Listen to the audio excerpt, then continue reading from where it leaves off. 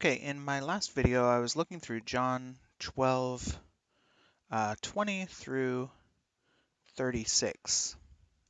And because there was this mention of my father in this section, it occurred to me to look for a son of the father riddle.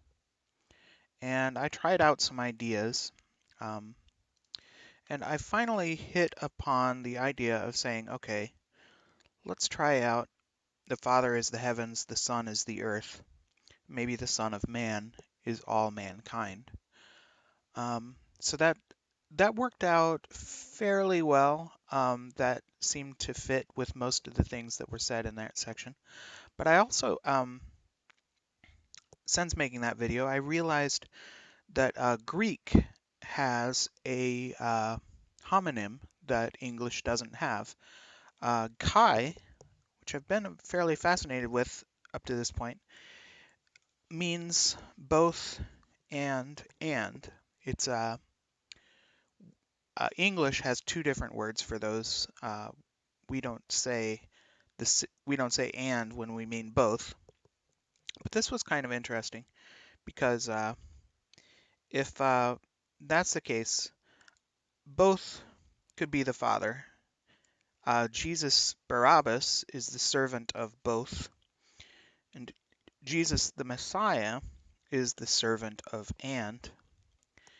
and of course, Son of Man is Jesus the Messiah. So let's come back to the very beginning of chapter 12. Mary took a pint of pure nard and poured it on Jesus' feet. Okay.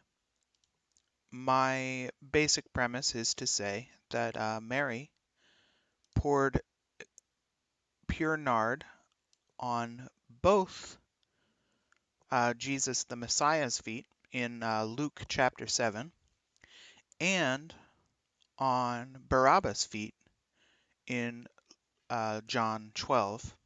So it's a both and situation here. Of course, Judas Iscariot didn't object when the incense was poured out, or the perfume was poured out on Jesus the Messiah's feet, but he is objecting now that the perfume is being poured out on Jesus Barabbas' feet. The next thing is the section where Jesus found a young donkey and sat on it, and I've illustrated that here. We have both Jesus Barabbas and Jesus son of Bethlehem riding on a donkey, sitting on a colt, the foal of a donkey. We have a mention of Lazarus, who has raised from the dead, and in Luke 7:12, Jesus raises a dead man in Nain. So the idea here is that both Jesus Barabbas and Jesus the Messiah raised a dead man, and they both had perfume poured on their feet. Jesus Barabbas did both of these things in Bethany. Jesus the Messiah did both of these things in Nain. Basically, Jesus Barabbas is catching up for lost time, trying to make sure that he does all of the things that Jesus the Messiah did, and checking all the boxes. Both Jesus and Barabbas come into Jerusalem in before the last Passover, but Jesus Barabbas sits on a colt, sits on a baby donkey. Jesus the Messiah rides on a donkey. Now, there were some Greeks that came among those who went up to the festival. So those Greeks are definitely probably hearing this in Greek. So if there are any word games going on, then we need to look to the Greek to see them. They came to Philip, who was from Bethsaida in Galilee, with a request. Sir, they said, we would like to see Jesus. Philip went to tell Andrew. Andrew and Philip, in turn, told Jesus, but this might not be anything notable, but how many times does the word and occur here? Comes Philip, Kai, tells Andrew, come, Andrew, Kai, Philip, Kai, tell Jesus. So comes Philip and tells Andrew. Come Andrew and Philip and tell Jesus. So a lot of ands there. Jesus replied, the hour has come for the Son of Man to be glorified. Now remember, Jesus the Messiah is basically the Son of Man.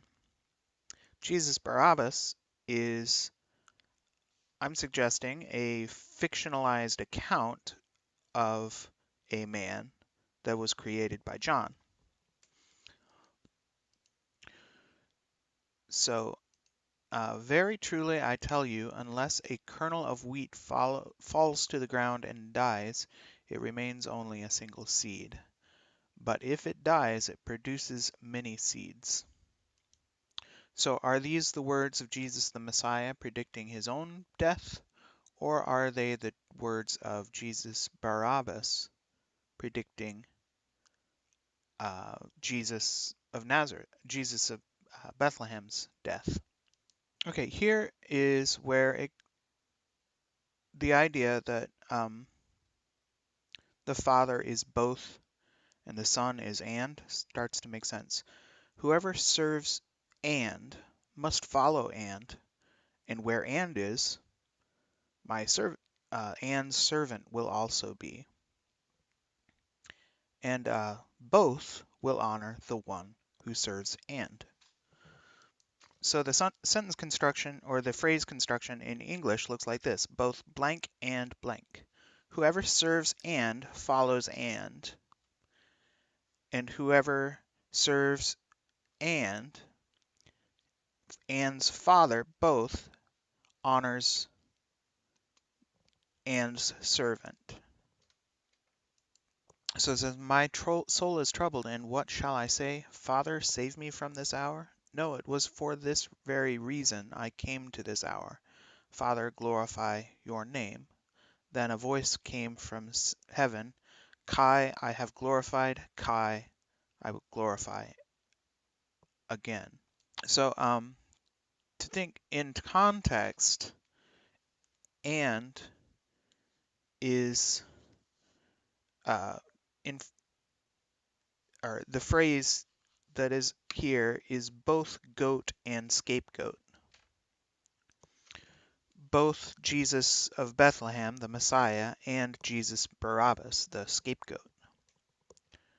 And we are personifying and saying and could be, the word and could be troubled right here because and doesn't want to do its job. And doesn't want to bring out the scapegoat. So then when Jesus said, this voice was for your benefit, not mine, he's talking about the Greeks. It is the Greeks who understand that both and the word kai is a homonym. So the crowd that was there and heard it said it had thundered. Those would be the people that spoke Greek. Others said an angel had spoken to him. Those would probably be those who did not understand Greek. And what those Greek people heard was, both I have glorified, both again I will glorify. The crowd spoke up, we have heard from the law that the Messiah will remain forever. I honestly don't know where in the Old Testament it says this. Funny thing about crowds, they sometimes get things wrong. Here's, for instance, Isaiah 9. This might refer to the the Messiah. Of the greatness of his government and peace there will be no end. He will reign on David's throne and over his kingdom, establishing and upholding it with justice and righteousness from that time on and forever. The zeal of the Lord Almighty will accomplish this. So you might read that that he will reign on David's throne forever, but it is more saying, I think, that during the time that he reigns on David's throne, he establishes and upholds a government uh, of justice and righteousness from that time on and forever. So it's not necessarily required that that the Messiah lives forever. All that is needed is that the Messiah comes and establishes uh, a government of justice and righteousness. Then there's Isaiah 7:14. The Lord will give himself will give you a sign. The virgin will conceive and give birth to a son and call him Emmanuel. The one little problem with this is she named him Jesus, not Emmanuel. However, Emmanuel does mean God with us. Now, Matthew is also written in Greek, I think, and they do not use chi here. They use meth. Now, I don't know about you, but I don't think it's a really good fulfillment of a prophecy if the prophecy tells you that a virgin will name somebody Emmanuel and then she doesn't name him Emmanuel but names him Jesus instead. In my personal opinion, that prophecy has not been fulfilled. But what else does it say about Emmanuel? He will be eating curds and honey when he knows enough to reject the wrong and choose the right. For before the boy knows enough to reject the wrong and choose the right, the land of the two kings you dread will be laid waste. Who are those two kings? So let's look for a moment at Emmanuel and consider this idea. I just thought of this. It's crazy stretching of things. I apologize in advance. Let's say John, the person who is writing John's Gospel, conceived and gave birth to uh, an idea. Here he is calling the idea both God and his son.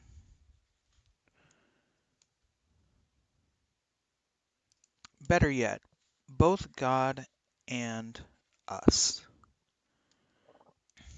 As a virgin, John gave birth to this idea of both God and us. Maybe he was eating curds and honey at the time, but at that time he knew enough to reject the wrong and choose the right.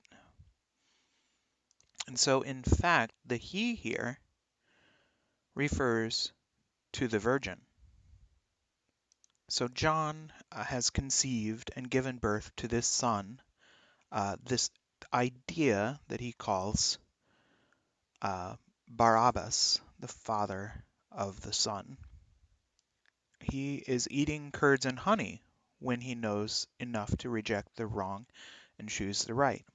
And I think here the curds and honey might somehow represent the wrong and the right.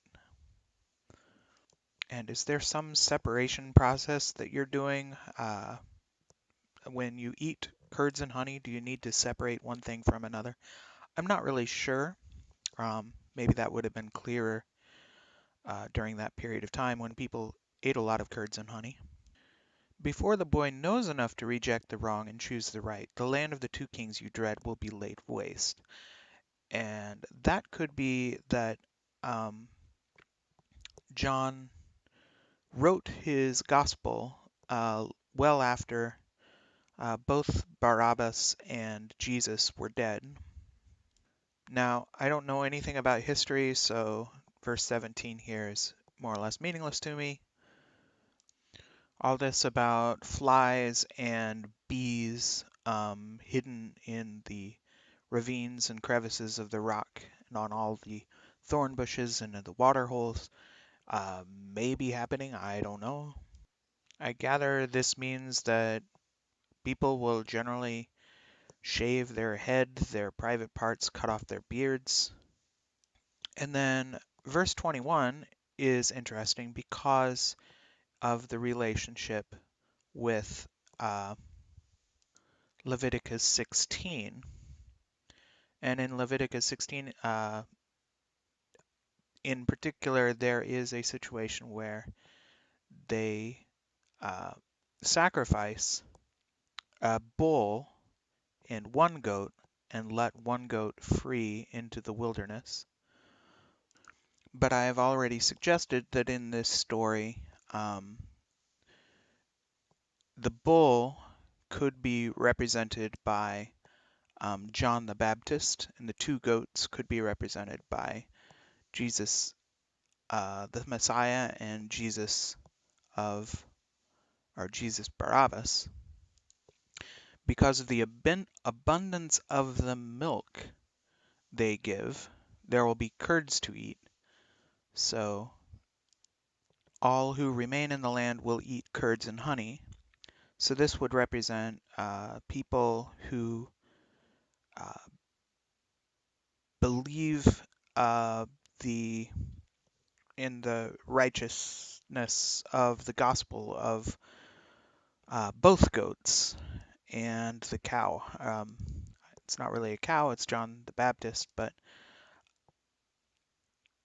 however, let's come back to this. The people that are eating that the curds and honey um, might still not know enough to reject the wrong and choose the right, because with the two goats, um, they the delineation between good and bad is not clearly made, especially since John seems to be confessing the sins of all of Israel over the heads of one of the goats. So people aren't identifying well the good curds and honey from the bad curds and honey. And because of all of the mistakes where people are eating bad curds and honey thinking they're good curds and honey, in every place where there were 1,000 vines worth 1,000 silver shekels, there will be only briars and thorns. Hunters will go there with bow and arrow, for the land will be covered in briars and thorns. As for all the hills once cultivated by the hoe, you will no longer go there for fear of the briars and thorns. They will become places where cattle are turned loose and sheep run. So the next thing that happens is um, the uh, the author of this text, I don't know, is it Isaiah, made love to the prophetess, and she conceived and gave birth to a son. And the Lord said to him, "Name him Maher-shalal-hash-baz." And to write this, write on it with an ordinary pen, just an ordinary pen,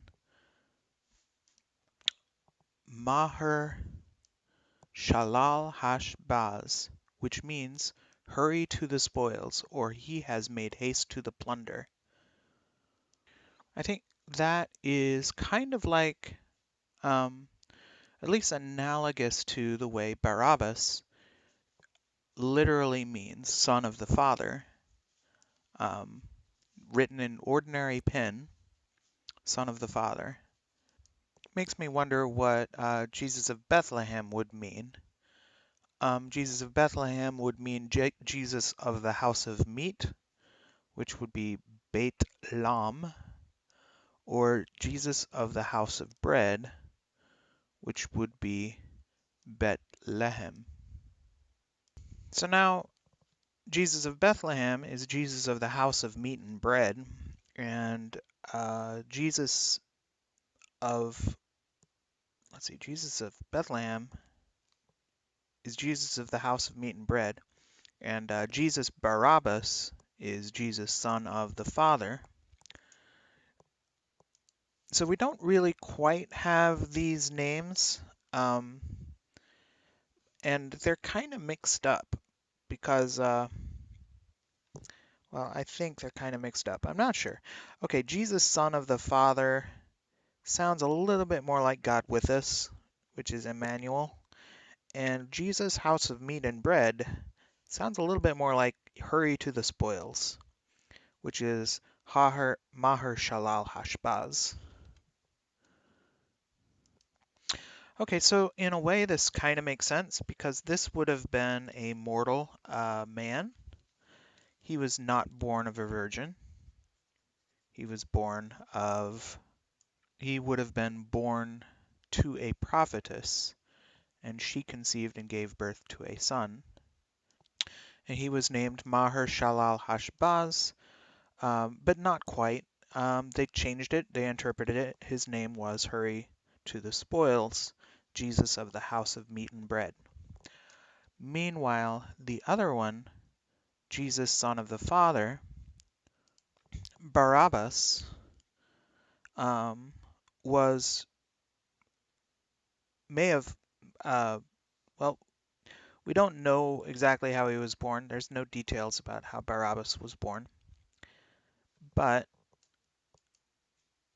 I think it's reasonable to guess that John was writing about him, since he frequently talks about me and my father. Um, uh, we could guess that John was a virgin. We don't have to guess that, but it's possible that John was a virgin when he wrote about this. And Barabbas basically means son of the Father, which might be translated to God with us and Emmanuel. That's not to say I'm saying this one is the Messiah. Rather, I'm saying basically this one's the Messiah, and this one over here is the scapegoat.